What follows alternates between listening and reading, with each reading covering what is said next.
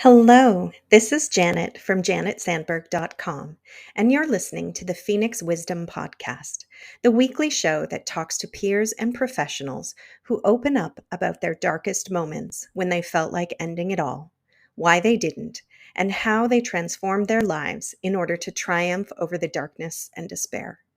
Please remember to subscribe if you'd like to hear more inspiring stories.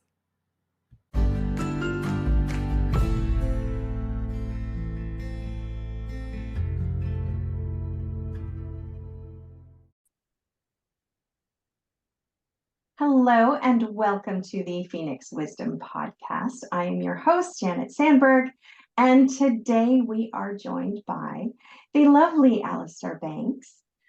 Allistar, thanks so much for being here today and for being willing to be open and honest and sharing your story with our listeners. Let's just start by telling people who you are. Yeah, so thank you so much for having me on your podcast. My name is Allistar. I am originally from McCormick, South Carolina, and I moved to Roanoke, Virginia to pursue my career in the healthcare industry.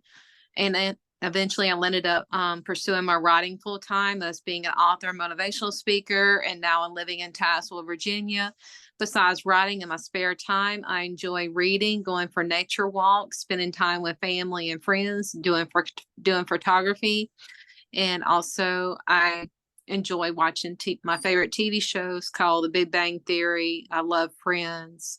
I love watching the Today Show and so many more other shows I like to watch.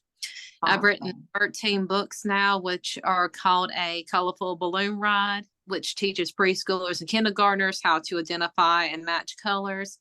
Landy the Lizard and His Green Scarf is about kindness and teaching children the importance of empathy. And I've written 2 poetry books, which are called Spring Brings Summer and The Pursuit of Love and Hope. Spring Brings Summer is really cool and interesting poetry book, which talks about some of the memories I share with my mom during the spring and summer seasons and how we used to go to the beach. And we used to have a Japanese blossom tree out in the backyard that we both admired so well. We used to take pictures out beside it. And The Pursuit of Love and Hope talks about some of the difficult feelings and emotions I've been through in my life of dealing with fear, anxiety, identity crisis, intimacy, and trust and isolation when it came to love and relationships in my life. And also, Girl Rise is my novel, which talks about a young girl named Allie Billings who struggles to find herself in life and struggles to have friendships and trying to find love, in life. And she knows there's more to life than just her career and her finances, that she wants to find that long lasting, love in that partner in her life that she can build a life with and have a family with. And I have 3 gratitude journals for children, teen, and adults. And those are called the Gratitude Journal for Kids, Show Life and Yourself Some Love, a Gratitude Journal for Teens, and Be Positive, a Positivity Journal for Adults. And I also enjoy cooking, and I have 2 cookbooks, which are called 40 Recipes to Tackle Diabetes and 40 Recipes to a Better Weight Loss. Wow. Amazing. Thank you for sharing all of that. Yeah. I'm looking forward to looking all of those up and getting my hands on a few of them. Also, my son was a huge fan of The Big Bang Theory, so I also love that show. Who's your favorite character from that show? Penny's probably my favorite character. Yeah, she's a hoot. Love her. Awesome. So let's get down to why you're here today. Obviously, life wasn't always this good and prolific and positive. So what was going on? When were things not so good? When you were having suicidal ideations? What was going on in your life then? I feel like what was going on in my life then was just trying to find my purpose in life and understand, what am I put here on this earth to do? And I think I just felt excluded from the world at that point in time when it came to finding suitable employment that fit my skill set of marketing and advertising, doing things in public relations and broadcast journalism and customer service and those type of job roles. And it got really discouraging after you send hundreds of job applications and hundreds of resumes and hundreds of cover letters and just no answer from it, and it just leaves you feeling hopeless and defeated and like the world doesn't want me, and I Mhm. think to writing, which was therapeutic for me, even growing up as a child, when it came to matters of the heart, my family dealing with a brother who had Down syndrome, my grandmother struggles with her mental health, and also some of my mother's struggles with her mental health too. Right. Yeah. Gosh, I can't even imagine. I've always been self-employed, so I've kind of never, since I was a teenager, haven't really worked for other people.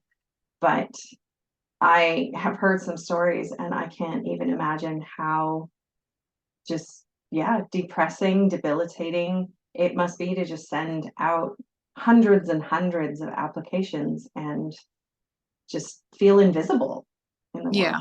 Yeah, Yeah. just invisible and hopeless, and I'm not good enough. And I Yeah. like what other thoughts were coming up there? Yeah. Just worrying about how I'm going to support myself financially and how, just getting by in everyday life.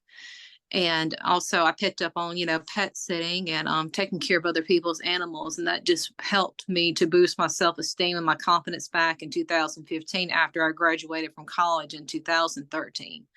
And so I started my own pet sitting services. I started gaining clientele and things seemed to work out for me. And I think it brought me a sense of hope back when I started being a professional pet sitter and also writing my books and just people, enjoying my writing and my books as well. And the messages that I had to write and convey to people Right. of healing and love and being able to find gratitude even during the most difficult times of life.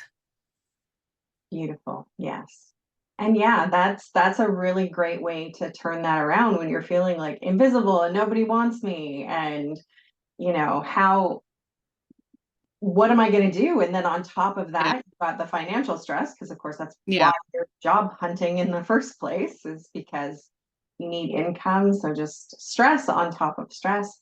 But then, just being like, you know what, I can do it myself. And Yeah.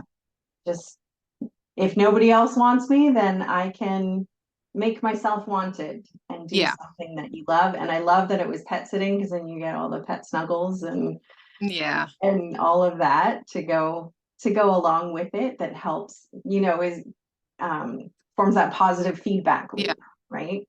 So then you're getting paid again, and you're getting snuggles and love from your furry friends, and then you can go from there. Yeah. Yeah. So how long did you do pet sitting for, or do you still do that? I still do pet sitting from time to time, but I was doing pet sitting for about 8 years. Oh, okay, that's a long time. Yeah. That's awesome. So it really did turn into a Yeah. a full-fledged business. Yeah. Yeah. Yeah, awesome. So what what would you tell other people who are, whether they're job hunting and just feeling really like hopeless and put down and discouraged? What would you tell somebody in that situation? I just feel like maybe that's not the door that God wants you to walk through, that God has something better out there for you that suits your skill set. What's meant for you is what's meant to be will be. How did you land on pet sitting? Was that like a passion of yours? Did you just always loved animals? Yeah, I just always loved animals. And also, I grew up around dogs and cats, and I've also had dogs of my own. So that was Okay, just, my dogs are very therapeutic for me when, going through some, challenging times in my life. right.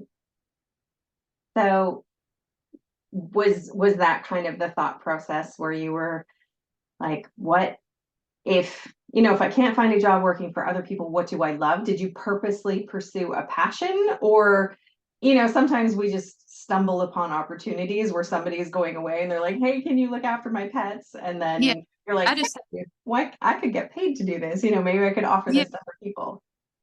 I just happened to stumble across the opportunity through care.com, and then it just went from there. Okay, what's care.com? It's a website for like nannies and babysitters and pet sitters, and I created a profile on there. And Okay, that's awesome.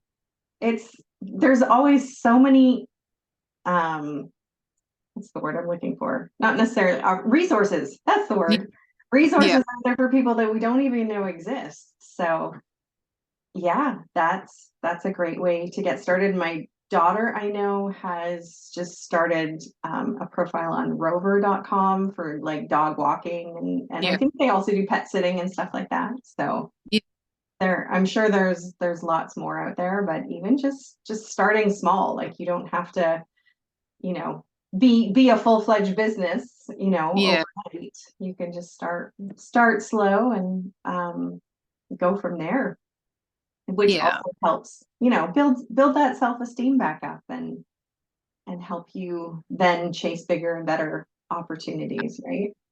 yeah. So when you were feeling really, really low, had you um, sort of come up with a plan to not be here anymore, or were you just in that hopeless loop I was in that hopeless loop. of just kind of what's the point?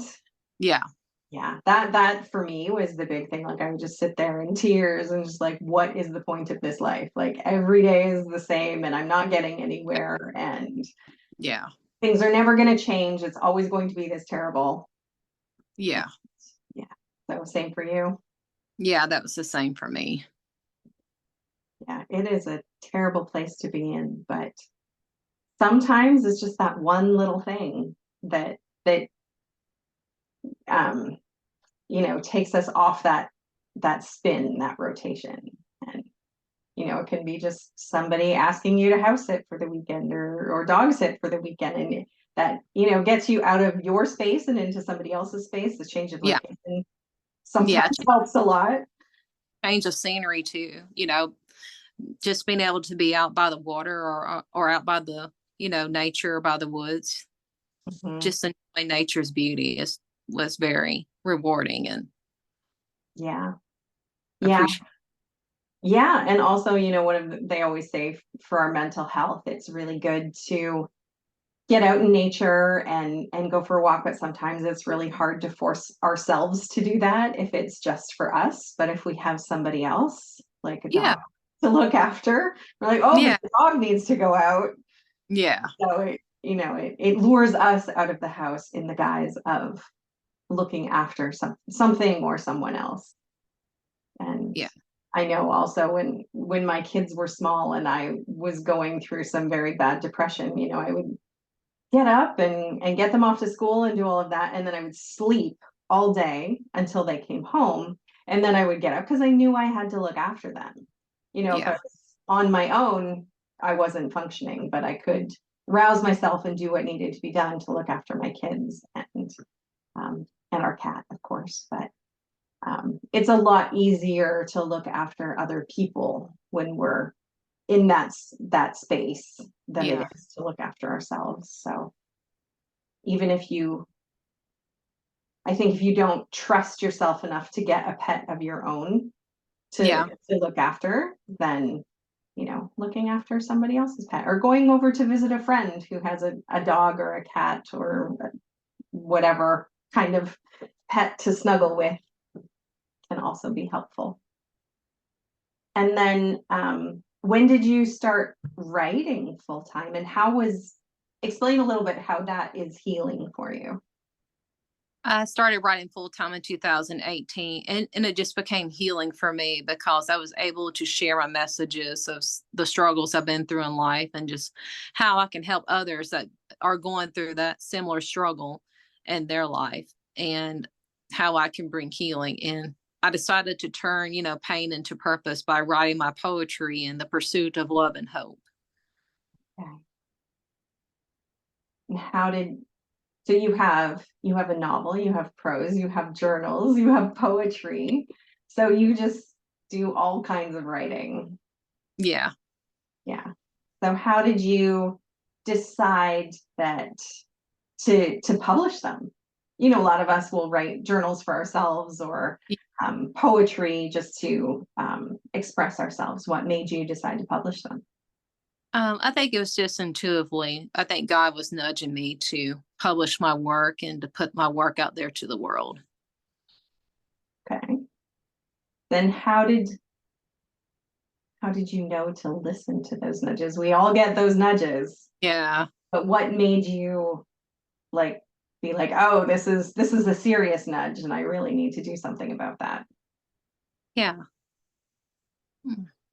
I think it was more so I feel like this is what God has called me to do, has called me to help heal people and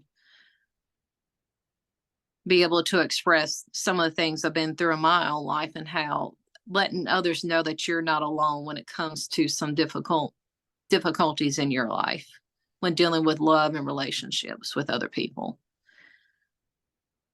Okay, good. How would you explain that nudge to somebody so that people could recognize it on their own?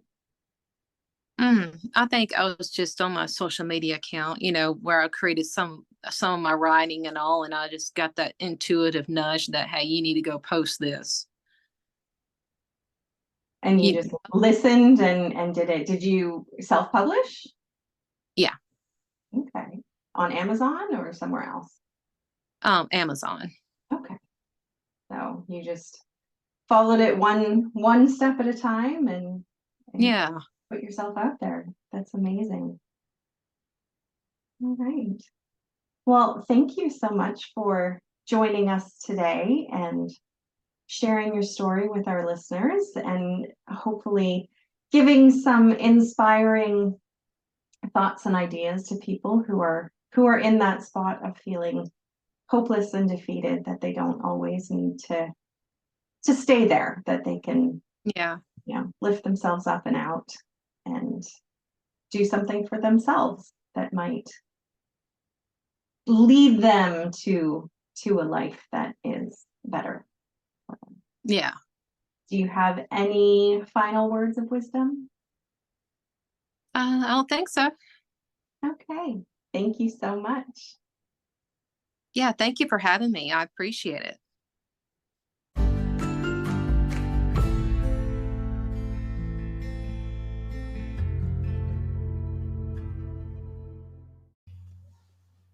Thank you for listening. Remember that you are loved, you are worthy, you are valuable, you are meant for more, and that it really does get better. If you are in crisis, there are numbers that you can call or text to get the help that you need. That information for Canada and the US is in the description below each episode. If you are in immediate crisis, please call 911. We love you, and I hope you'll listen again.